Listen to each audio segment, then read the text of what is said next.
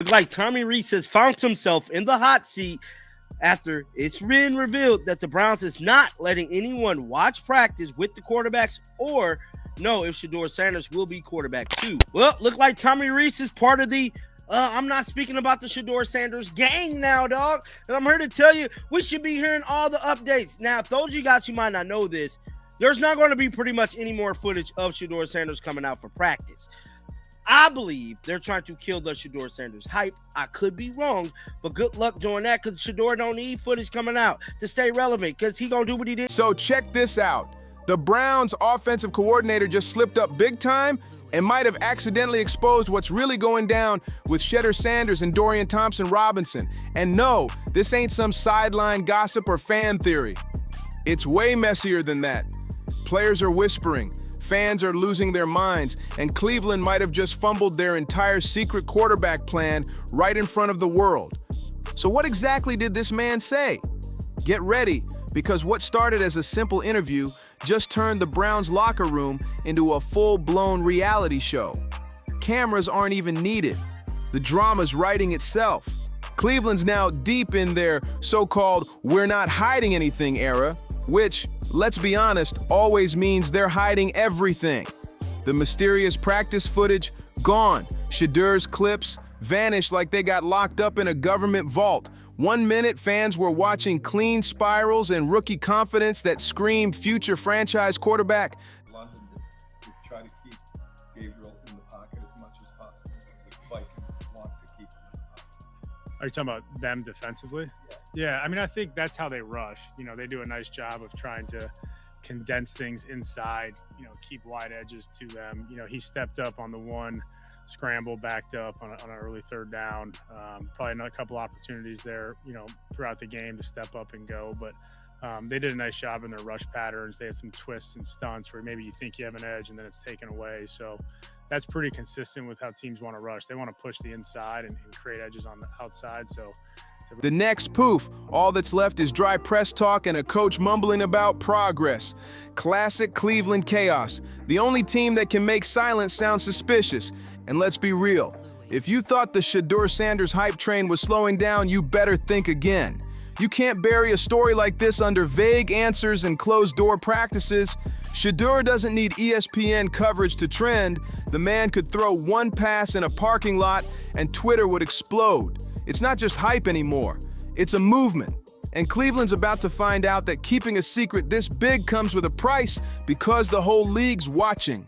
So while the Browns are busy hiding their highlight reels like top secret evidence, Shedeur Sanders is probably somewhere else, chilling with his own camera setup, dropping lasers, and reminding everyone why his name just won't stop trending. The dude doesn't need the team's approval, he's building his own spotlight, one perfect throw at a time. The hype? Oh, it's not dying, it's mutating. It's gone underground now, real guerrilla style. Every time Cleveland tries to silence the noise, they make it 10 times louder. And standing awkwardly in the middle of this PR disaster is Tommy Reese, the offensive coordinator who somehow became the mouthpiece for nothing to see here. He sounds like he's going to be the backup quarterback. Yeah, I would say the same thing because he, in two different quotes, he specifically went out of his way to say, I'm very mindful of how we develop young players. That means he's priming the well to announce Shedeur as the number 3. And that quote, too. You're right. He's leading us to the water and we can drink it. Yeah, I mean, unless we're just misinterpreting what he's saying. Right. That's the way it sounds to me. But you know what? If that's your decision, stand on it. Like you said, come out and say, look, I know people are claiming. You can practically see the sweat forming as he speaks, every word sounding like it was pre-approved by a team of lawyers. He's so careful, it's like he's afraid blinking too hard might leak a secret. Whether he's talking about Dillon Gabriel or trying to dodge the real question, Shedeur, Tommy keeps tossing out polished phrases about steady progress and operational efficiency translation. Please stop asking me about Sanders. The man's dodging quarterback questions like he's in a dodgeball tournament. It's wild. You can almost hear the PR team whispering behind him, stick to the script. And oh, what a script it is. Pure corporate poetry. He's out here describing Gabriel's timing, rhythm, and composure with all the enthusiasm of a robot reading a manual. It's like listening to someone describe a sandwich without ever admitting there's meat inside. He's got that kind of energy that pulls cameras in like gravity, the type of charisma you can't teach. And the Browns, man, they clearly have no clue what to do with it. Instead of letting it shine, they're trying to bottle it up like stuffing a wildfire into a Tupperware container. It's desperate and it's hilarious. That blackout on practice footage? Oh, that wasn't random at all. That was Cleveland smashing the panic button in real time. They're terrified that if fans see too much, the noise will drown out everything else. Because once people see what Shedeur Sanders can do, they're not going to shut up about it. But here's the kicker. You can't unring that bell. Once the world gets a glimpse of the next big thing, there's no deleting the curiosity. The hype doesn't die. It regenerates, stronger, louder, and 10 times pettier. Every attempt to silence it just adds more fuel to the fire. And now, thanks to Tommy Reese's little oops moment, where he accidentally confirmed that Shedeur's been improving fast, the mystery's juicier than ever. He didn't mean to say it, but he basically admitted what everyone's been whispering. Shedeur Sanders is leveling up way faster than the Browns expected, and they're not ready for that kind of storm. Meanwhile, poor Dillon Gabriel standing in the middle of all this chaos, looking like the substitute teacher who just realized the kids run the classroom. Everyone's pretending to respect him, but the contrast is impossible to ignore. Shedeur's the headline, Gabriel's the fine print, and Tommy knows it. That's why every "he handled it well" line feels too polished, too rehearsed, dripping with quiet panic. It's the kind of tension you can feel even through the interviews, the calm before Cleveland's next big meltdown. The biggest areas to improve. I mean, after one start, there's going to be things that he's more comfortable doing. There's going to be rhythm there that he can get on the same page with the offensive line and the rest of the skill players. And you just look to build, the continuity with the rest of the group. I think every time he steps out there with those guys, you'll see that continue to improve, whether it's communication or physical, just connecting on things. I think that continuity will continue to improve for him. Because deep down, they already know how this story ends. Dillon Gabriel might be getting his reps for now, but the longer Shedeur Sanders waits in the shadows, the louder those fan voices are gonna roar. It's not a matter of if, it's when. The Browns can control the footage, lock the doors, and cut every camera angle they want, but they can't control the internet.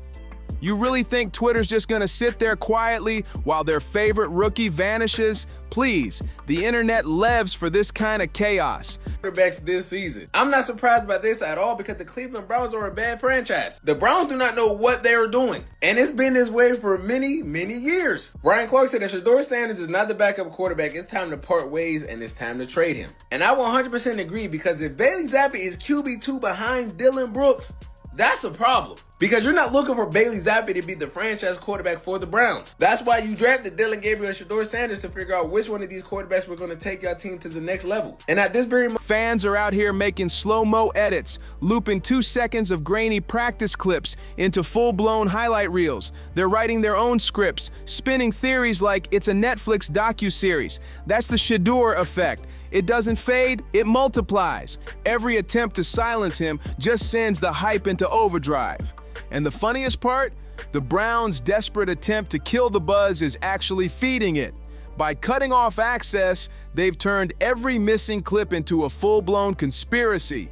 Fans are acting like Cleveland's hiding national secrets. And honestly, maybe they are. You can hear it in Tommy Reese's voice every time he's asked about the quarterbacks. He hides behind phrases like growth and development, which is just football code for we're not ready to admit what everyone already knows. Shedeur Sanders moves up to the QB2 spot, right?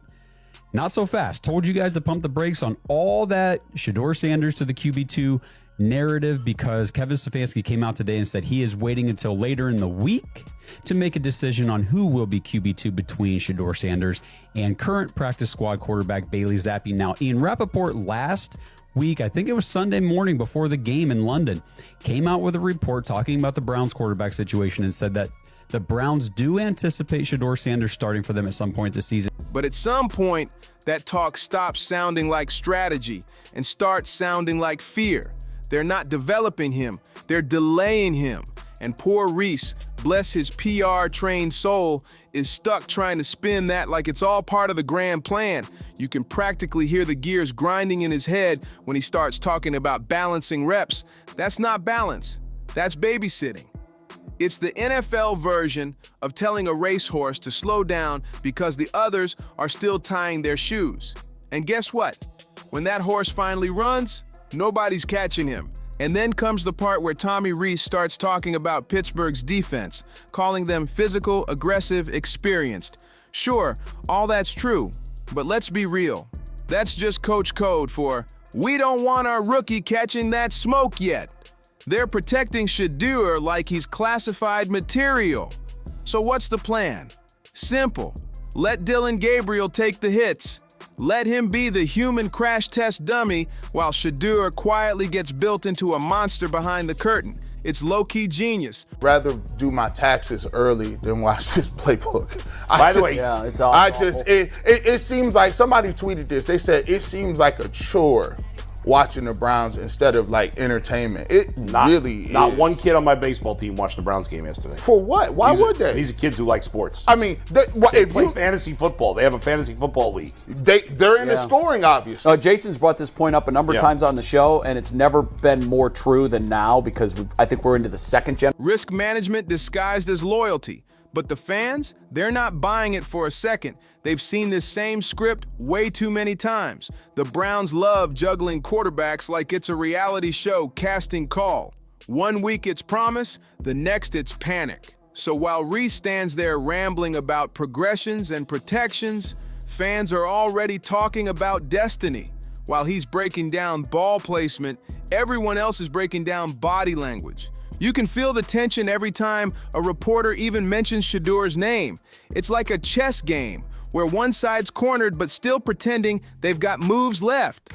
The Browns can't say too much because if they admit how good he's looked in practice, the media will go nuclear. But if they say too little, people start assuming something even crazier is going on. It's a lose-lose situation wrapped in a press conference smile.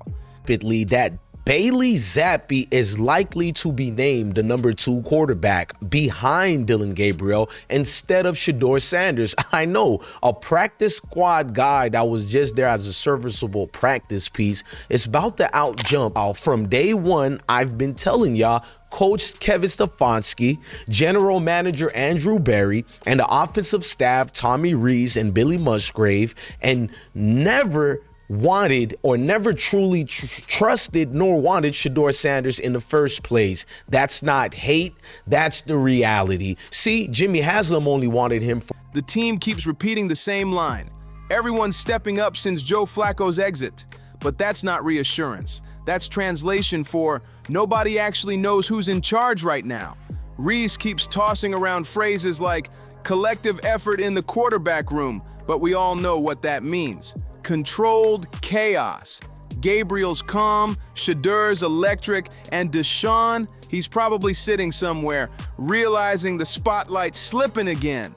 Cleveland's trying to juggle egos, reputations, and expectations all at once, but that kind of balancing act never ends pretty. And the wildest part?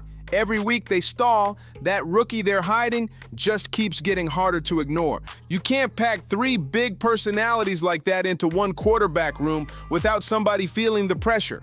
The Browns might smile for the cameras, acting like it's all harmony and brotherhood, but anyone with eyes can feel the silent competition buzzing underneath. Will be the second string quarterback until Deshaun Watson.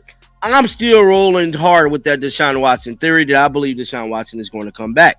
Now, something that I told you guys the other day is looking like it's starting to grow some legs, and people was definitely starting to talk about it.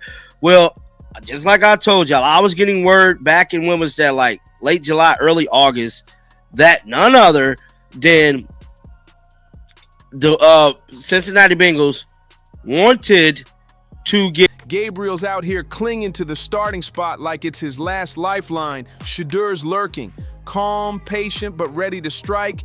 And the coaches, they're pretending it's all about growth. Please, this ain't growth. It's tension management. The Browns are walking a tightrope between patience and panic, and Tommy Reese is the poor guy wobbling with the balancing pole, trying to keep it all from crashing down. But here's the real question. If Shedeur's improving that fast, how long can they really keep him chained to the sideline before the whole locker room explodes? It's almost poetic how predictable this franchise's chaos is. The Browns have a signature move. They create their own drama.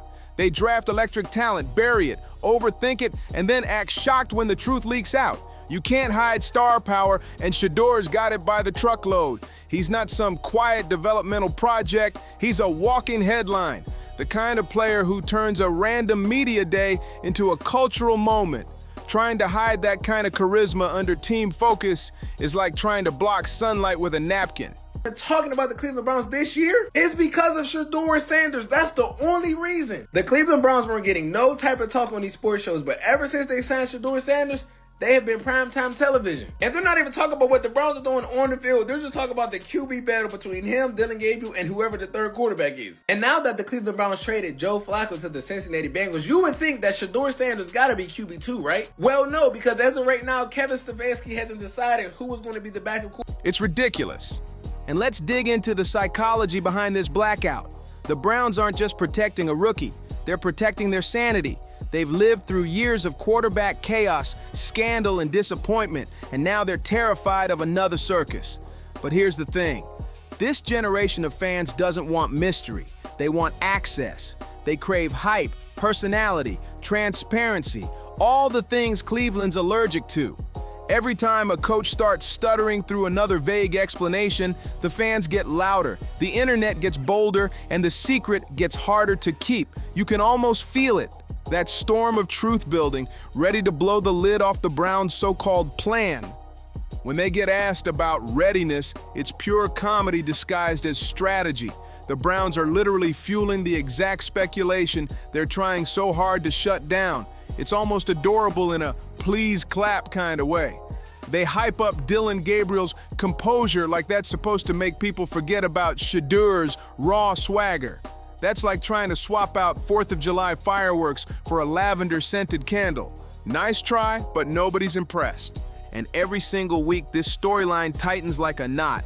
That I've been making you guys aware, this whole Shedeur situation wasn't a football decision. It was a business move made by owner Jimmy Haslam, who saw Shedeur as a marketing gold mine, not a quarterback to build around. Haslam knew bringing in Deion Sanders' son would boost ticket sales, jersey revenues, and the national attention for a team that's been struck in mediocrity. And I probably butchered that, just like the Browns quarterback situation, no pun intended, but it's been a mediocre, below average, functional, actually surprisingly, organization for well over 4 decades, and way worse since the purchase to the Haslam families in 2000. Gabriel does just enough to stay in the picture. Shedeur stays quiet enough to keep everyone wondering, and Tommy Reese keeps juggling interviews like he's on the witness stand. The poor man's giving politician energy at this point, talking for 10 minutes without saying anything.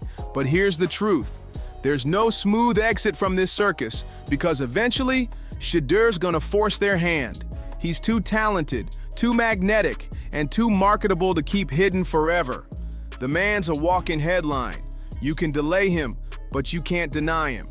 And when that moment hits, Cleveland's gonna have to admit what the fans already figured out. This is his team. They're just babysitting it for him. Until then, the Browns will keep preaching the gospel of steady progress. They'll talk about chemistry, trust, and building continuity, like those words still mean something. But let's be honest, this isn't patience. It's procrastination in a team hoodie. They're stretching those buzzwords so far, they're about to snap.